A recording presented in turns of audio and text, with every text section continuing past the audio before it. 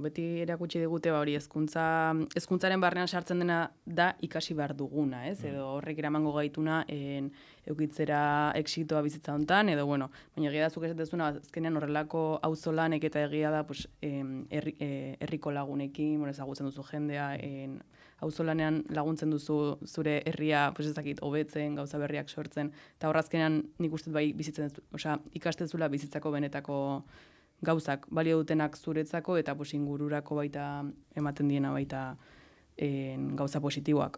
Iruditzen zait ikastetxeetan ikasi daitekena, baina asko gehiago ikasi daitekela bizitzako beste hainbat eta hainbat esparrutan ez dakit, lanetikan hasi eta eguneroko bizitzaraino, baldin eta horretarako nahia daukazun. Eta gainera ematen du, bueno, zuek zabete epoka hontan, ez bazera sartzen karrerara, jama, zer egingo dut. Baina gero, nik egia da, erabakinunean selektitatez egitea, izan zen, boa, jazta. Esan dut ezetz, eta jarraitzen dut bizitzen. Eta oraintxe bertan ere bai, nago orain ez dakitela ikaskitekin baita nago kolokan oaindikan, eta nago bizirik, nago gustatzezkidan gauzak egiten, eta... Iparralden badagoela arazo hori ez dagoela ikasketarik, euskaraz ez dago ezer.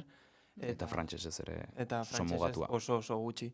Eta horregatik ustutzen da urtero Ipar Euskal Herria, eta gazteak joaten dira Frantziako zentxokotara, eta EHU-ra pasatzea ere ez da beti erresa. Ni, mehatxupean nago, orduan, ikasi beharko dut, baina... Klaseko lehen astean ingoitu zuen lagunak ez dira izango zuen unibertsitateko lagunak. Ia betean denak dire superjatorrak. Ematen zera guztiekin. Klaseko lehen astean gaude, Hondarribiko jaitan.